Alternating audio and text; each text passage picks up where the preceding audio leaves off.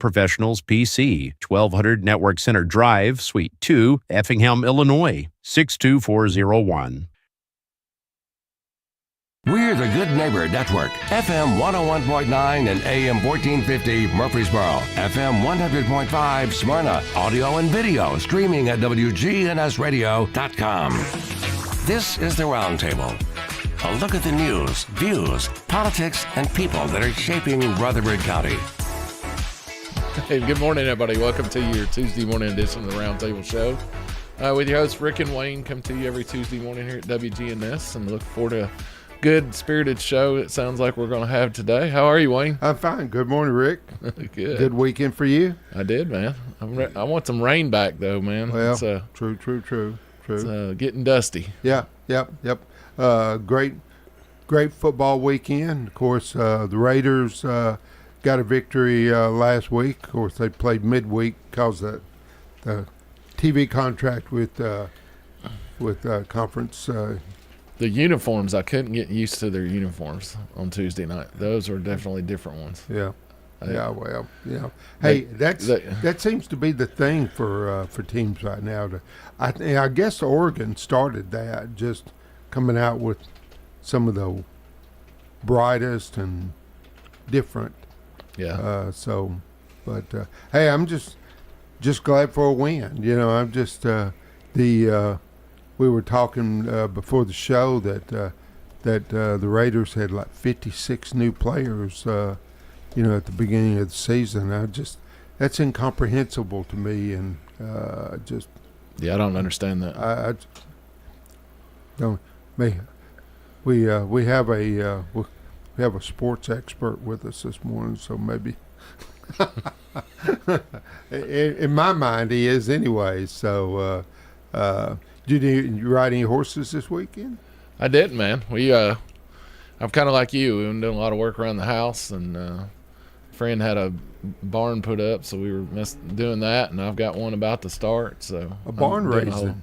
I'm doing a whole lot of cleaning out and getting rid of. You need to be a member of the Amish community, and everybody will help you. I found some bunch of old stuff. I thought I was going to bring it in and let Brian have some of it, because I know he'd bring back his youth of riding horses, but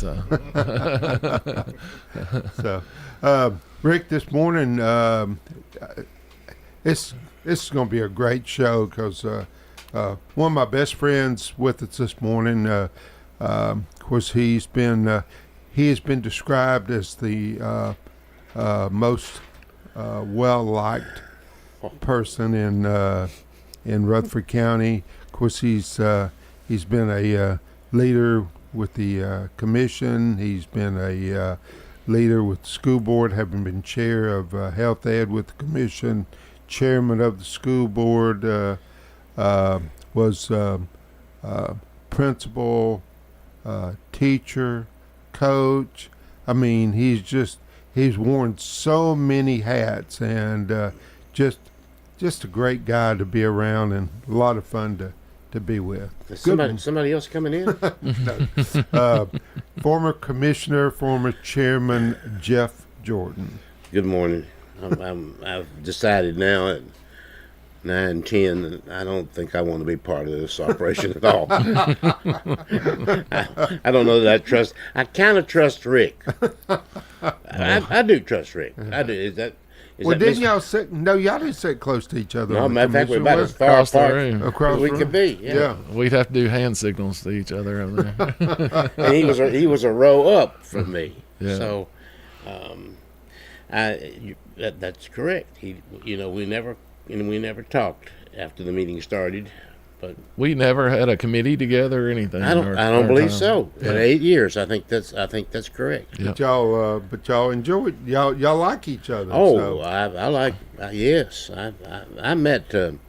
I think Rick would agree with this. I wouldn't. It's not all roses, and all that kind of stuff. But I generally, I met a lot of great people on the commission. I agree. I really did, and you're looking for somebody to agree with all the time. They're probably not in the room. Well, when you got 21 people, you're always going to have the personalities sticking out in the crowd that are different from that. Carol Cook called me yesterday. She had emceed her 80th birthday a few months ago, but she's had a hard time moving around. And she had foot surgery. She ended up going in and seeing a foot doctor and had surgery on it. And she said she can actually walk. She can put a shoe on. And it's the first time in several years she's been able to do that. But she is absolutely giddy that she's going to be able to have some mobility back. Good. So Good. I think that's wonderful. I haven't seen her since she went off the commission, but she is an interesting person. she is. You know, and all she's done. Yeah, Yeah. she's a worker. She does. Well, I don't know how to even describe it. That's how dumb I am about it. But she does. If you wanted draperies for your house, she'll make them for you. You know, and a lot of other stuff. Yeah. And But she has evidently a very good servant's at heart too. it. Oh yeah. Oh, yeah. So, Absolutely. I mean, she's been a mainstay in her congregation for forever. Well, she was on the board at the community care, Right. and if we had anything, and we had to, that was part of health and ed, and so we had a report, and Carol was the report, and well, she knew what was going on at community care, and there's no question about it. And when we went out there, we had 2 or 3 committee meetings at community care. Mm-hmm. And Carol would set those up for us, and we were delighted that she did that because the food, which we never got anywhere else, the food was great. So, anyway, yes, and she's one of many great people that I met and served with, and I don't know how they feel about me necessarily, but most of the time, I'm an admirer of a lot of those people. Yeah, Bob Bullen is Dr. Bullen is probably somebody that I have way up high on a pedestal as far as taking care of the county as a whole, but the school system in particular. Yeah, I agree with that. He's told me so many things over the years and it's infuriating. He was always right. I mean, always. And I quoted him this week, as a matter of fact, and I haven't served or been with him. Well, I've had lunch with him and whatnot fairly recently, within the last month or so. But we were about to hire, and I'm sorry, I don't know what's going on the commission necessarily right now, but we were thinking about hiring an expert to advise us, a counselor, an advisor in this particular area. All right. And of course pay them, of course. And Bob stood up and he said, when you hire someone to counsel you and advise you, he said, what you're really doing is you're hiring somebody with a briefcase and they're from out of town. That's what you hire. And I thought, that's probably about right. Yeah. So anyway, we didn't hire whoever we were going to hire. They're doing that now. Seems like every city is now has their, and I guess they're lobbyists, but the county, of course, now hires their own. And I know some of the state reps have voiced their opposition in that they feel like they're the ones that represent us, and if there's any problems, that the county and municipal governments need to go to them. But unfortunately, the way it works up there now at the state level, I guess the lobbyist is the way to go. But if you're not on a committee, or if you don't have a state representatives in a certain committee, then you really don't get a voice in that committee outside of hiring that lobbyist. So it's a weird place we're in these days, it seems like, as far as politics go locally. I would say proceed with great caution. Yeah. When you hire someone from somewhere else, even out of state. Yeah. I know when we went the hiring a new superintendent, we had all kinds of criteria, as you both remember, and there's nothing wrong with our criteria particularly, but I wanted somebody from Rutherford County or from at least Middle Tennessee. That I didn't want to go to Indianapolis or somewhere and hire some traveling superintendent, and gosh knows there's a bunch of those. Metro hired somebody from California a few years. That was a complete disaster. Oh, I remember that. Yep. Yep. So, we invited you not only because we really like you and because you Here it comes. I know. I'm stealing myself. and because you're so knowledgeable, Mm-hmm. but thought we might talk about several subjects. But let's start out with high school football, and it looks like the state championship is going, the 6A one at least, is going to come through Rutherford County again. Looks that way. They're probably in any given year. I'm not sure of the exact number, but there's somewhere in the neighborhood of 50 to 60 top level schools. I'm talking about the number now, 6. There's probably that many in the state, but you've got about maybe 10 of those, maybe, that have a legitimate reason to think that they could be really high in the mix. And in any given year, and I think it's going to go up again within the next 4 or 5 years. But in any given year, the 3 of those 10 are from Rutherford County.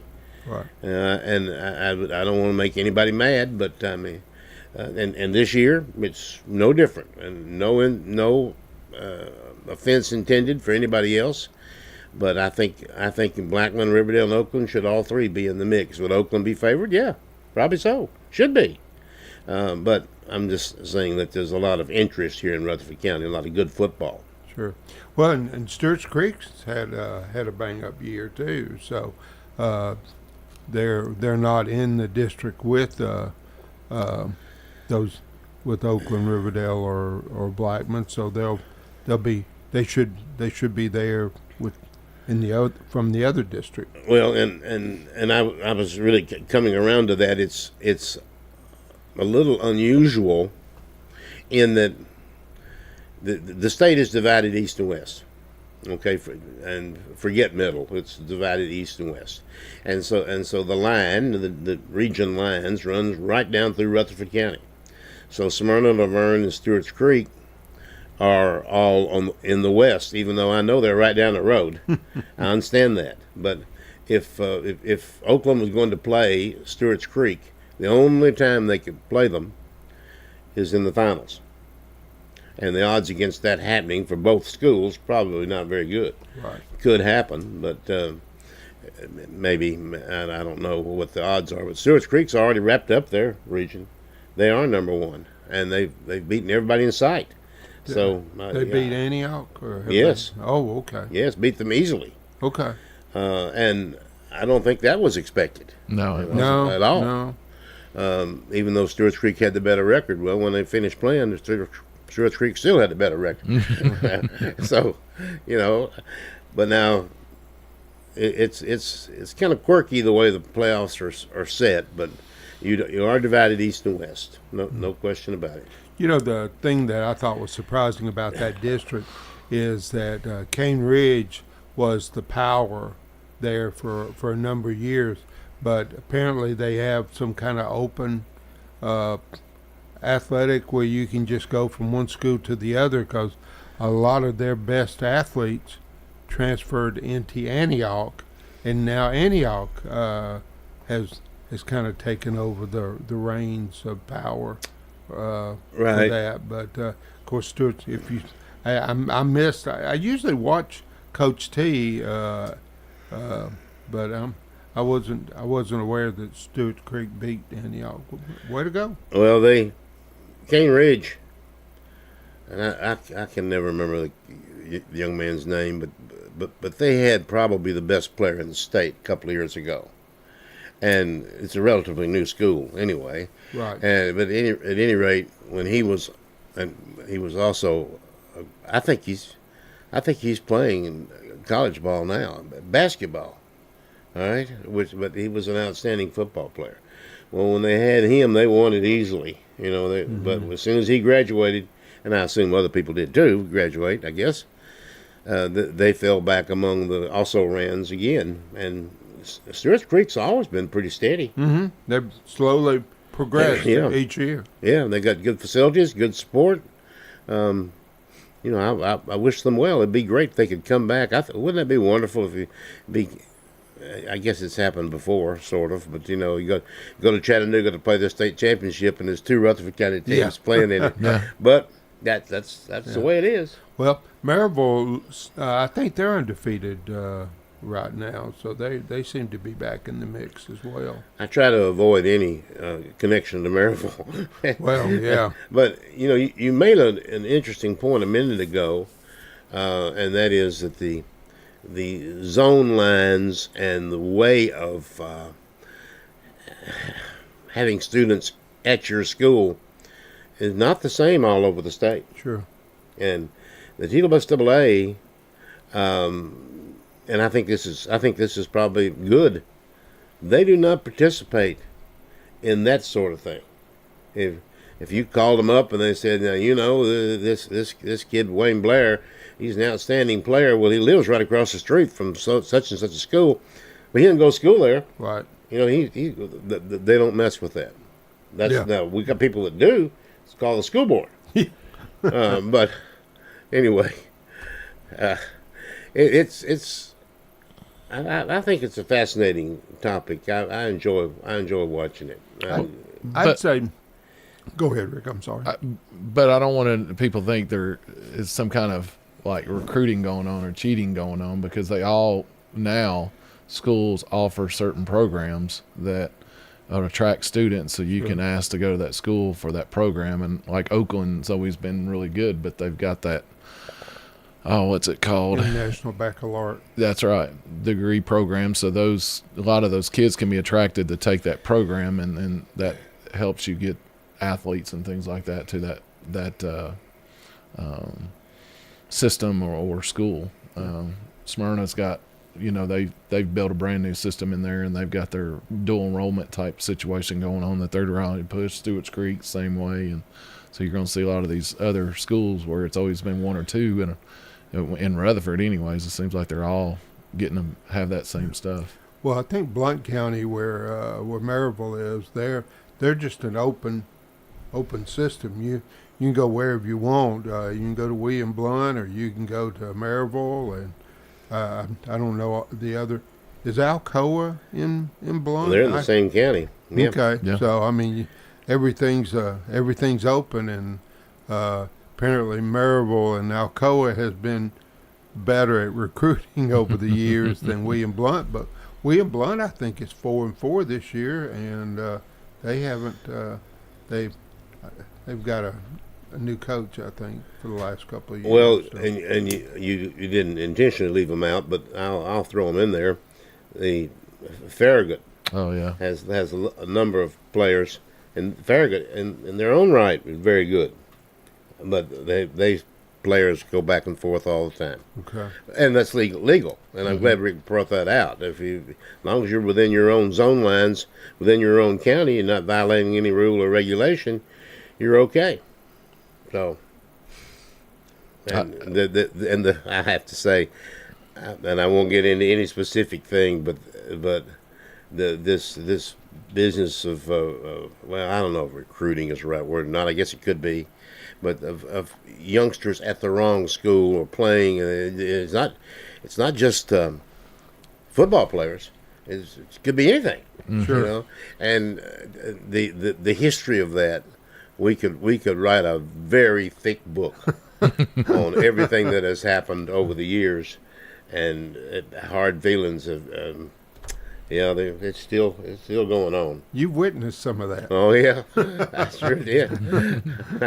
I had one coach tell me one time that I complimented him on some player, and that was doing very, very well, and he said, "Well, we got him on a trade with somebody else." In other words, he allowed somebody else to go somewhere else. Didn't say anything about it, as long as he got a player back that he needed. Well, I mean, I know somebody's listening to me right now and they're saying that's not true. It is true. I mean, if the coach told me the truth, it's true. Is that tit for tat? I suppose he needed a linebacker, and You need a receiver? Well, I got one for you. You're listening to the Tuesday morning Roundtable show with Rick and Wayne. We've got the Honorable Jeff Jordan with us today, but we're going to take our first break and be right back with you. I love that title, Rick. Honorable. It's ridiculous. There you go. Be arrested during the show for something. Well, Brian's here. They're knocking. Good. You're not gonna out anybody this morning, are you? No. Okay. All right, we'll be right back. Parents, you can help your child sharpen their basketball skills while also encouraging positive spiritual change with First Shot Basketball Skills Academy and Winter League. Sign-ups are happening now. Led by Coach Andy Herzer, this teaching league is designed to build strong foundations not just for athletics, but for life. If your child is between 5 and 14 years old, they can participate at Hooptown this winter. Don't wait, spots are filling up fast. For more information and to sign up, visit firstshottn.org. That's firstshottn.org. Hey folks, it's Mike Sparks, 49th District House member. Running for re-election, want to ask for your support. The issues Mike's championed include the First and Second Amendment tax cut bills, passing legislation to improve mental health, the Safe Storage of Firearms Act, plus he sponsored affordable housing legislation that passed this year. Mike Sparks has been outspoken on Jefferson Pike for 20 years, which led to the $70 million widening project that's almost complete. We need Mike Sparks to remain in the State House. This Mike Sparks asking for your vote. Paid for messages like Mike Sparks, Alicia Sparks Treasurer. Efficient 3-bedroom, 3-bath home located in the highly sought-after Black Fox Crossing neighborhood. Enjoy the convenience of 2 primary suites and a 2-car garage. Recent updates include new flooring in the living areas and bedrooms, as well as fresh paint throughout. This home comes fully equipped with appliances, including a washer-dryer and an extra fridge in the garage. For more information, call Chip Walters at Exit Realty Bob Lamb & Associates, 615-542-1915. Life's too short to stress about insurance. That's why Ray Call at Rayburn Insurance is here to make sure you have the right coverage without all the hassle. He'll work hard to provide you with personalized service and finding the best solutions for you and your family. Whether you're looking for auto, home, or business insurance, Rick Hall's got you covered. Rick Hall at Rayburn Insurance Agency. Let him handle the details so you can focus on what really matters. This is Good Neighbor Events with Bart Walker. Brought to you by the law offices of John Day and AmeriCare Pest Control. I've got pests, bees, buzzing, rodents running all through my house. Ants chewing wood, and look, there's a mouse. I'm overrun with pests, but you're gonna be sure, safe and secure. It's the last rites for those pests. Call the best of the best to get rid of your pests. 893-7111. AmeriCare Services Incorporated. Call us today. 893-7111. WGNS reminds you to take advantage of early voting. Early voting is going on right now until October 31st. The Red Cross is still critically low on blood. Call the Red Cross and make an appointment to give blood at a time that fits your schedule. Phone 800-RED-CROSS. We're almost at the end of the year for the farmers markets. The Producers Only Farmers Market is Tuesday and Friday mornings from 7 until noon at the Lane Agri Park. And then, of course, on the Murfreesboro Square, Saturday mornings from 8 until noon. That's the Main Street Marketplace. If you're in Smyrna, it's also Saturday morning from 8 until noon at the Train Depot. Those farmers markets continue through the end of this month. Oh yes, Wine Around the Square is this coming Saturday night on the Murfreesboro Square. The spooky evening tours at Oakland's Mansion on Thursday night only. So if you can take it, be at Oakland's at 7 o'clock, 8 o'clock, and 9 o'clock, Thursday night at Oakland's Mansion. Those are WGNS Good Neighbor events. Rutherford weather. Lots of sunshine in store for this afternoon with high temperatures working up to 80. For tonight, under mostly clear skies, we'll reach 52.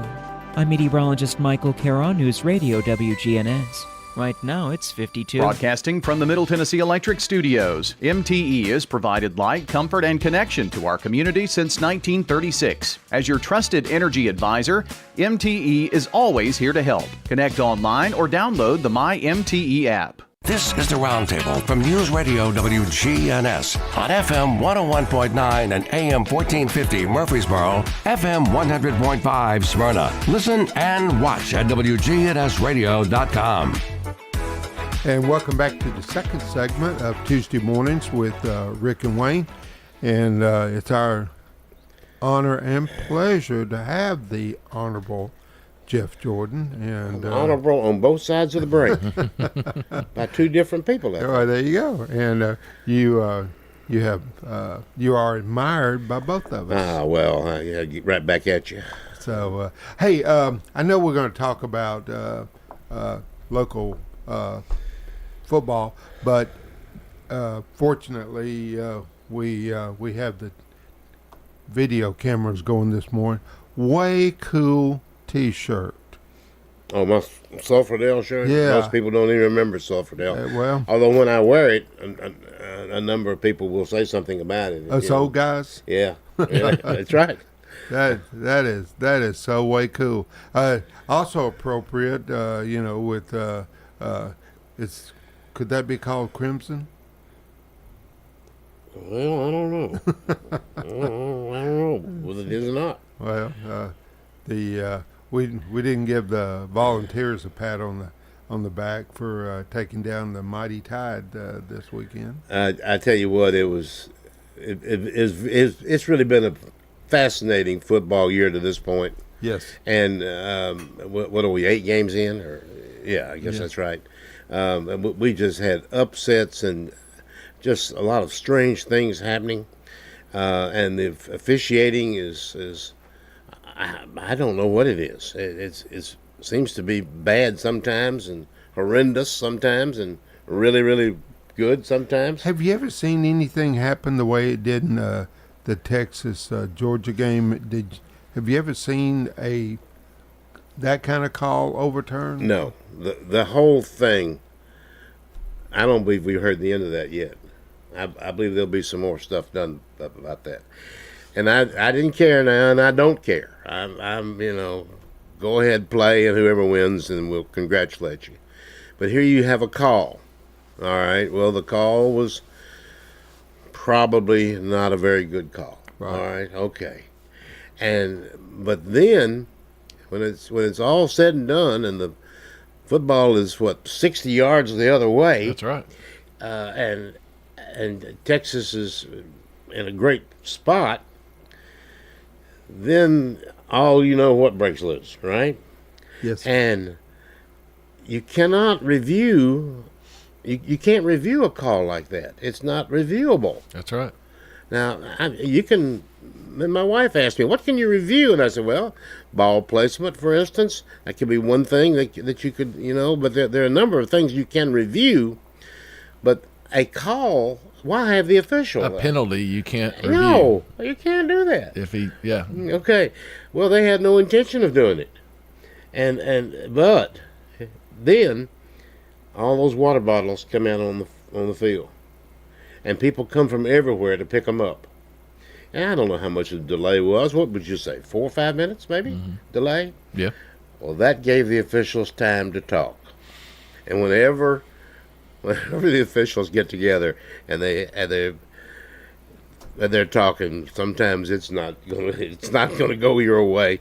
Well, they didn't, and they essentially reviewed it, but of course it didn't help that it was being replayed on the screen over and over and over, and it was obviously missed.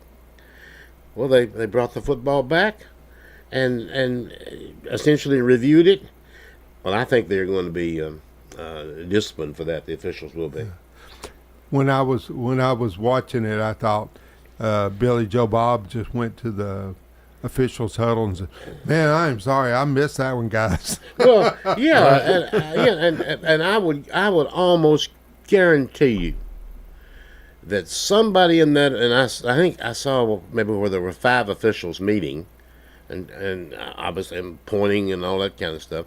somebody in that group must have said, oh, when they decided they were going to overturn what they just did themselves, somebody must have said, look, we can do this if you want to, and I'm here with you. We're going to go unanimously, but this is not right. Yeah. We're going to be in trouble for this. And I think maybe they will be. I don't know. You would have thought the white hat would have just said, guys, we're not going to do this. That's yeah. Some leadership there. Yes, I think so. See, it's been my experience, though, once you throw the flag or call the foul, if you messed it up, you just messed it up. But you went forward to what was called on the field. It's hard to pick that flag up once you throw it. Well, I know they wave them off every once in a while, but on targeting penalties, let's say that they got a way of being able to go back and look at that to see if it was or not. They still give the penalty though, but they still get to play the ball. Stay instead of get ejected. So I'm with you. That may be something that they might make it. But how long are a football game going to go if they review every flag? I don't know. It's already too long, probably in many cases. Yeah. I would agree with that. And I'd also say, and I think I'm right on this, it's kind of like holding, pass interference. You've got pass interference pretty much on every play. Every play. Sure. Mm-hmm. And it could go either way. Yeah. Too. The offense is not guiltless on this because they're pushing off, and it's just it's. I did notice, and I haven't read the whole story this morning, but T-Bus AA suspended a whole crew this week for a call they missed in a high school game, which was Portland and Hendersonville, I think.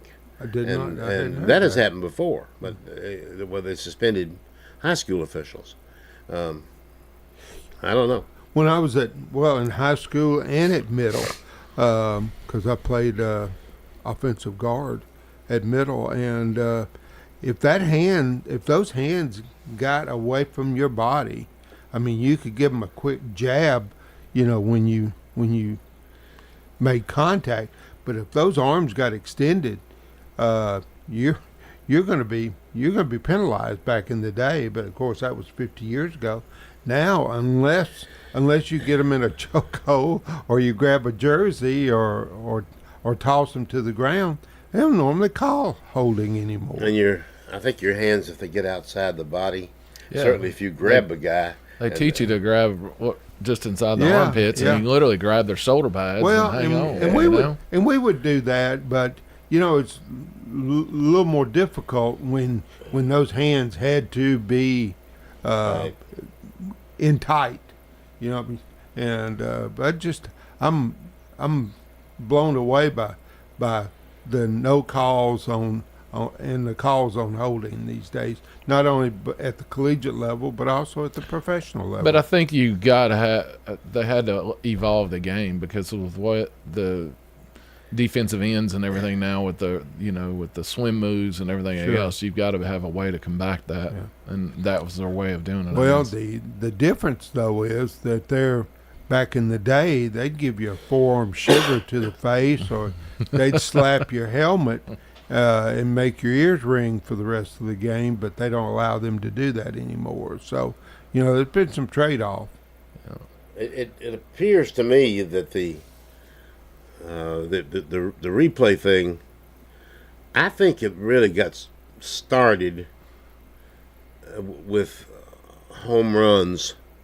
Did the ball go over a certain line, or did a fan interfere, reach over? Was it a home run? Maybe it was a double. We need to replay this where we can get a good look at it, because there's no umpire out there. It's on the warning track. Sure. But we've taken, and I think that's a good idea. I'm all for that.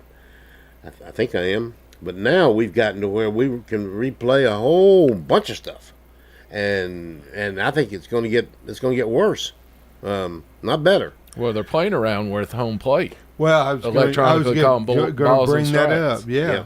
So, what's your opinion?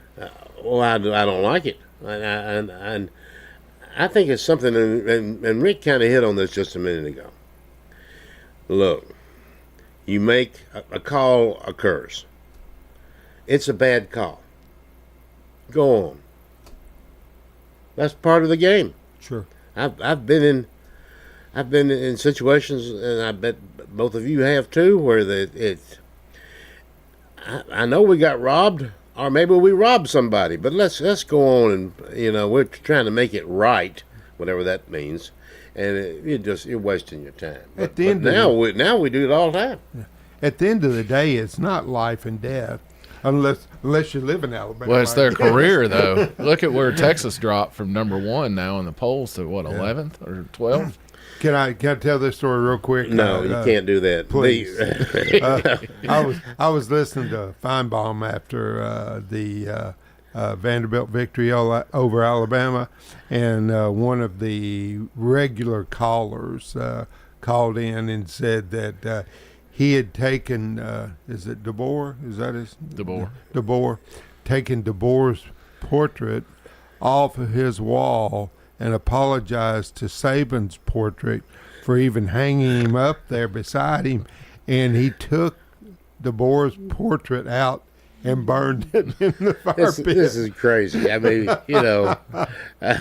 that's just nuts, isn't it? Well, what about the retired Texas state trooper that killed the tree down in Auburn a number of years ago? More than one tree. Yeah. Oh, more. Okay. Yeah. Okay. And they called in and admitted it. And found. Proud of they, it. Well, and they found out who he was from calling into the Feinbaum show. He bragged about it. I think we may be taking football just a little bit too seriously. We talked about this on Tim Tackett's show yesterday about that if the playoffs started today, and according to the ratings, Alabama would not be in the top 12. Right. Now, I don't believe that there's that many football teams in the country that are better than Alabama. Sure. But right now, according to somebody, they're 15th, so there must be 14 teams better. Well, it's the same way with the SEC year after year. They beat up on each other to the point that it's hard to make it at the end of the season. But I think Texas and Oklahoma are going, man, what do we do? What did we do? What are we doing here?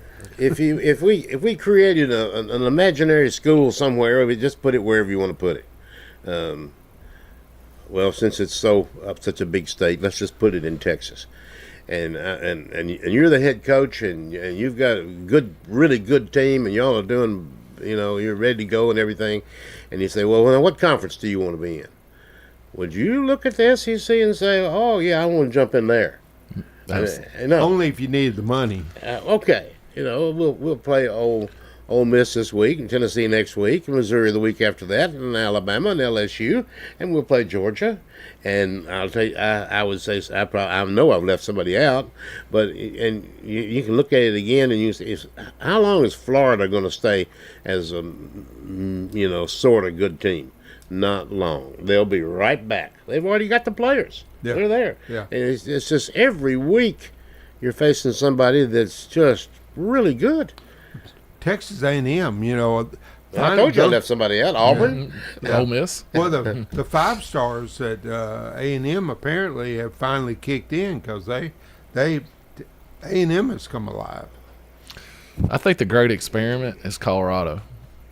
So you're taking in the middle of nowhere, 10 feet worth of snow, and they put Deion Sanders out there with his boys, and he's got several 5 stars. That's the experiment that you're going to say, hey, there is life beyond the SEC. And it's not working out so far, but that's, to me, the great experiment. And he's got all this money being thrown at him by friends and athletes, and it's a destination city with, if you look what's on the sidelines every Saturday when they play those home games. Sure. But I think that's a great experience trying to buck the SEC. I'm not a fan of prime time. I'm just not. I can't say that I am. No, he talks too much. Yeah. Well, it's all about him. Yeah. All about him. Well, I'm not much of a fan of Kirby Smart at Georgia either. And I predicted he'd win the national championship this year. I may be right. I may be wrong. But I thought that he probably would. But all that whining and complaining and running up and down the sideline and throwing your hands in the air like you're, like the officials are out to get you, and on and on and on. That's tiresome. See, they don't want the quiet, stoic coach no more. You want those as a Raising Cane, the ones that are running up and down the sidelines and everything, because the fans feel like he's out there fighting for us. Yeah. Okay. All right. That's how I look at it. You're listening to the Old Ball Coach, Jeff Jordan, today, and the Rick and Wayne Show. We're going to take our second break and be right back with you in just a minute.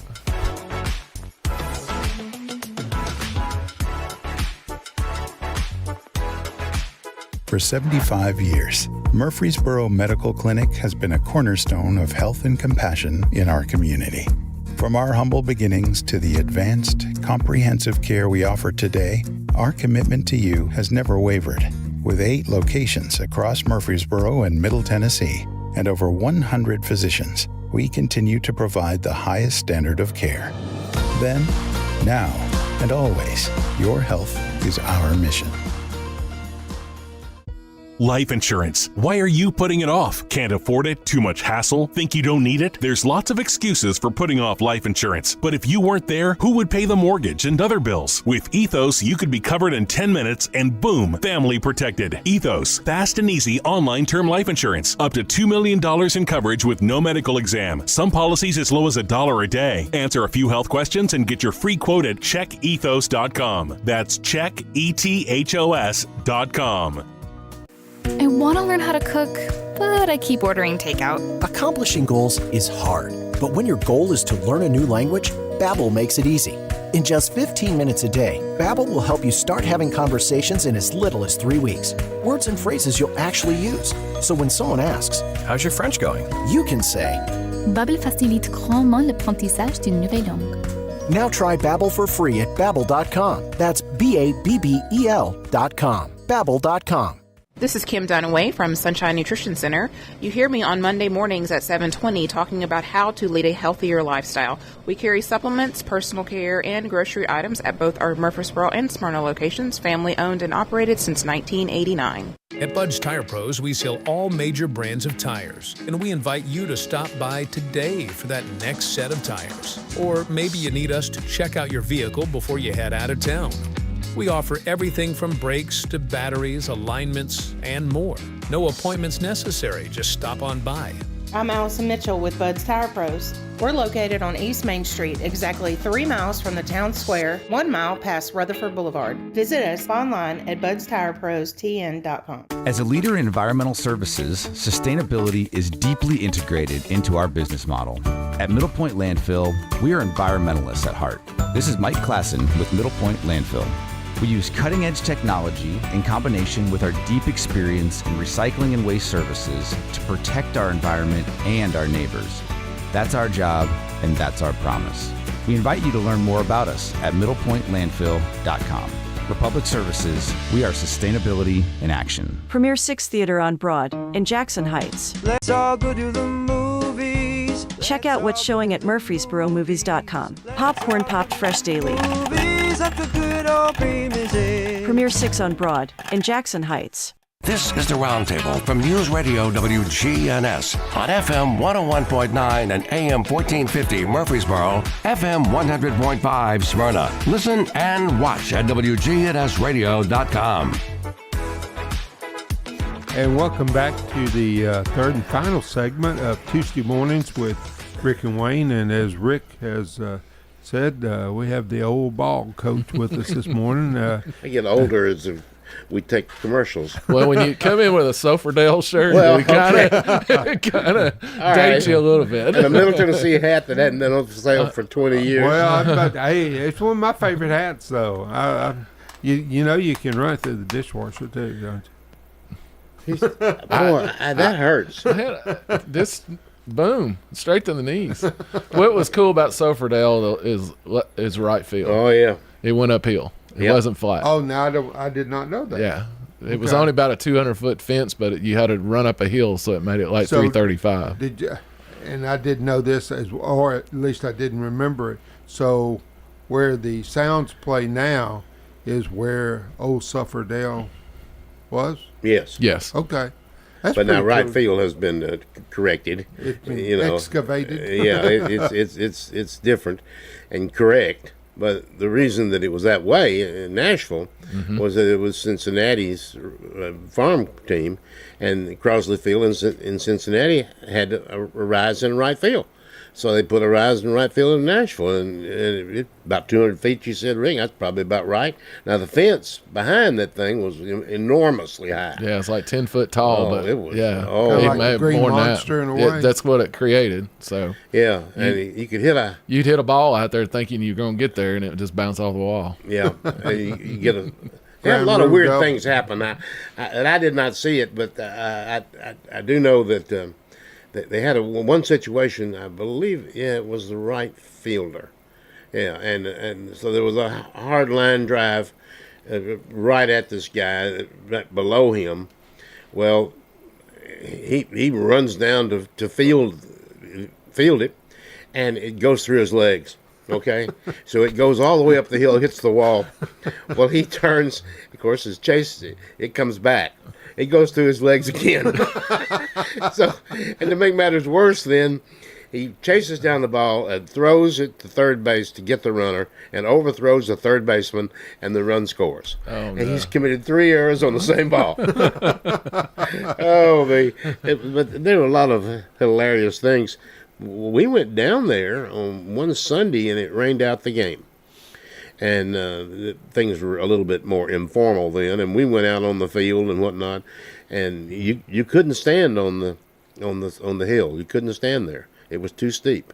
You played at the bottom, which would have been ridiculously close to the infield, or you played at the very top where they worn out a spot there, and your back was literally leaning up against the wall. Otherwise, you couldn't stand, 20 feet down the field. You couldn't do that off the fence. So what was the difference from the wall to level ground? It was, I don't know the difference, but it was plenty. It was a lot of several feet. Oh yes. Oh yeah. It wasn't any. Boy, I can't imagine trying to catch a high fly ball on an incline. Well, I would say your first thought would be the ball was hit, high in the air and 30 feet in front of you. Your first thought would be make sure you're standing up. So you run to the spot first, and then hope the ball comes in your glove. It created a lot of weird things, and the rest of the ballpark was enormous. I mean, it just went forever in center field and left field. It was a unique ball field. It was. So maybe 20, 30 yards beyond the grass on the infield, it started going uphill. Wow. I wish I could show that online to everybody, but it's something to look up. Rick can't find. If you talk about it, Rick's going to find an example of it. And he found the fence there and everything, and he's right, of course, but above that fence was a wire. And the wire went to the heavens. I mean, if you want to hit a ball out, it had to be a high, deep fly ball. But the key word here is high. Okay? And if it hit the fence, well, and the right fielder could play the position, which was, I'm sure, a nightmare, you might just get a single, even though theoretically, you should have had a lot more. But anyway. So were the stands there covered? Did they have a roof over them? I don't know. Yeah. Yeah. See, I kind of wish they'd bring that back, because I've been in Atlanta now a couple of times on them Saturday afternoon ball games, and man, it's hot. It is warm. I would agree with that. Of course, old Fulton County Stadium before Turner Field. I hated that they did away with Turner Field. Well, they didn't do away with it. It's still there. Right. Is it? They part of the college. Georgia State's playing there. Yeah. Mm-hmm. Okay. I didn't know that. But anyway, they're playing football there. Yeah. Maybe baseball too. You're right, football. But you're right. Old Fulton County, man. Oh, Atlanta in August. Whew, It's rough. Yep. Tampa, the Rays, they play it's a dome. It's been there forever, but it's got a cloth top. But every hurricane comes through, tears that cloth top off. Booker posted a picture that showed that top was torn Yeah. even before the hurricane came through. Yeah. And then, of course, when the hurricane blew through, it just decimated Ravaged it. Yeah. New Orleans, it's the same way. So we were talking about high school football, and I don't know if people have thought about it or anything, but of course we're going to start the playoffs here in 3 weeks, and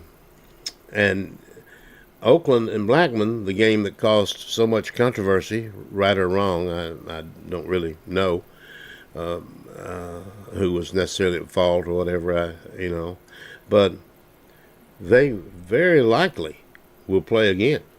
That's right. In this playoffs. Okay. They'll have to win a game, I guess. But hey, they'll be favored to do that very thing, and I don't know if we'll have controversy due to that, or I don't know.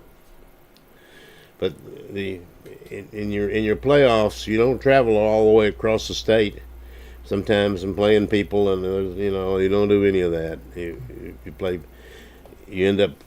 It's a while before you have to go somewhere, or somebody has to come to you from somewhere. So it's not as lucrative to have the championship series because we had it for a time, and then it went to Cookeville for a time, and now it's in Chattanooga. Right. I have to admit I feel a little bad about the West Tennessee teams having to travel all the way to Chattanooga when you save an hour and a half or 2 hours by playing here in Middle. There's a lot wrong with that. Tennessee is geographically challenged.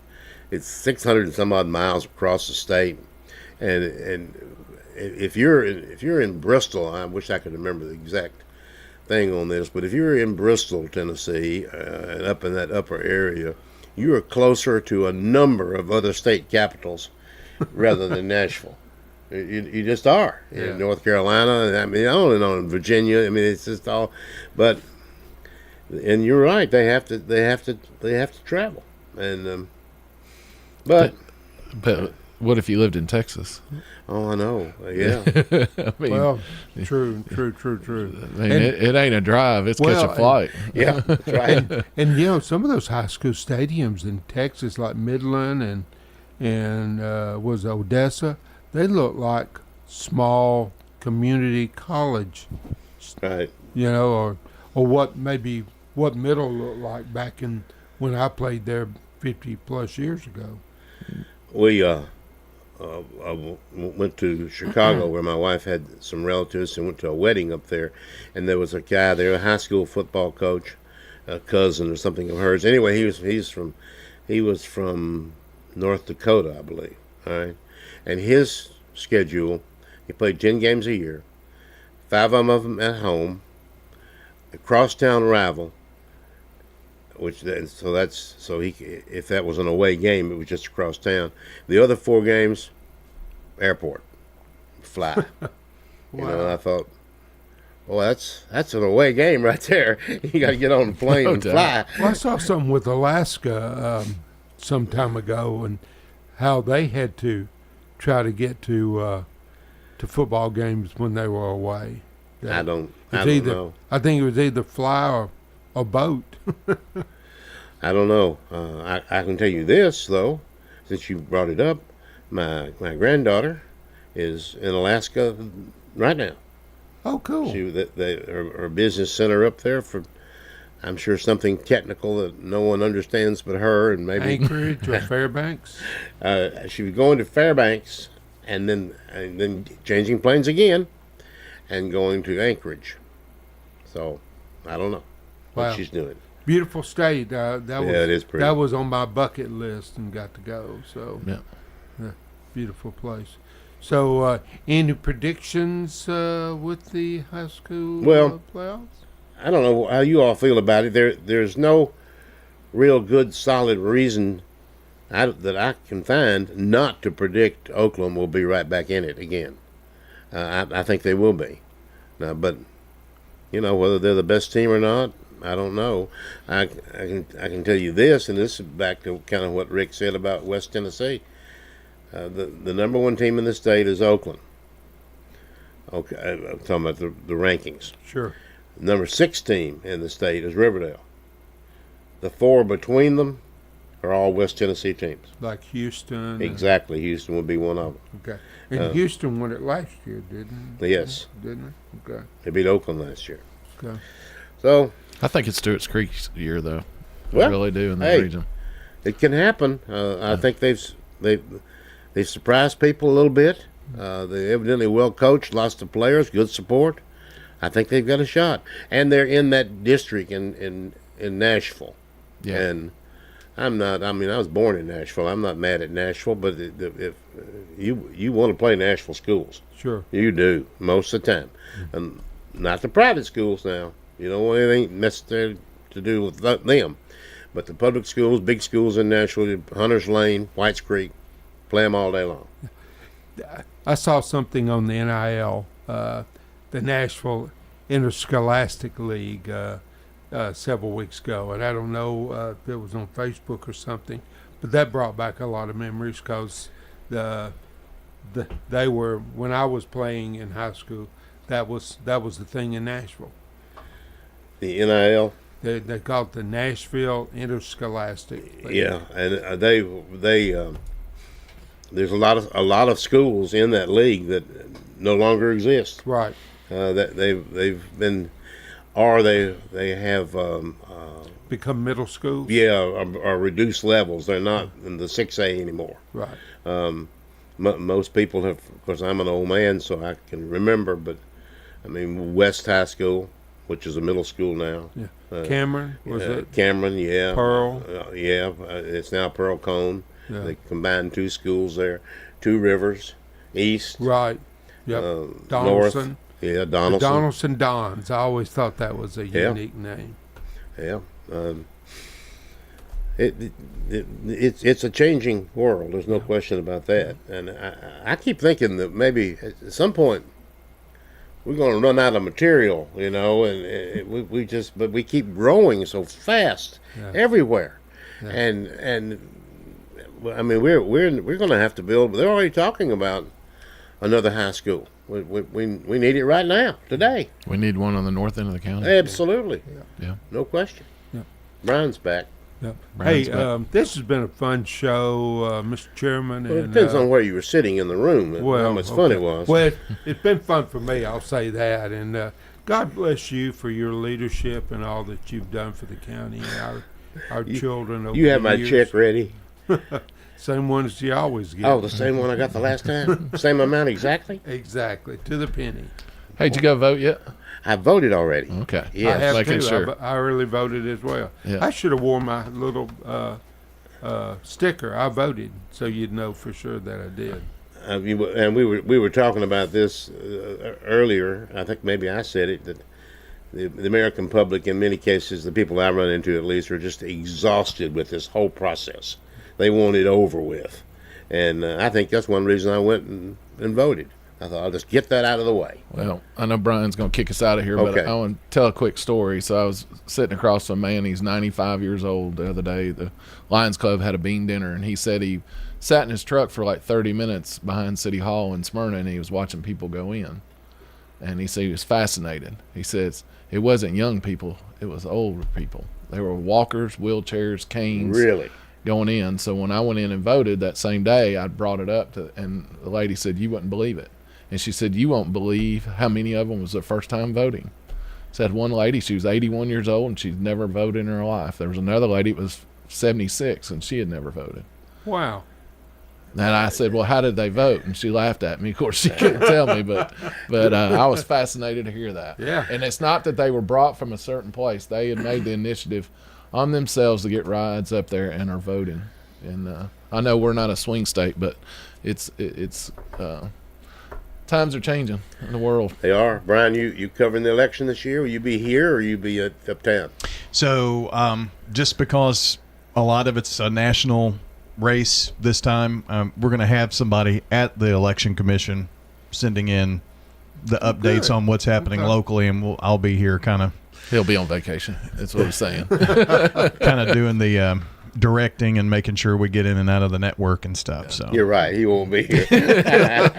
I'll be the only one here. Yeah, you're right. That's exactly correct. But those at home, if you're not sure how you vote or who you vote for, vote411.org. If you put your address in, that'll tell you all your candidates in your district and who they are, and they actually answer a questionnaire on that if they turned it in, and you can see how they vote and what their views are on stuff. So that's vote411.org. All right. Great show. Thank you. Thank you, everybody, for being with us today. And we'll be with you again next week as usual. Have a great week.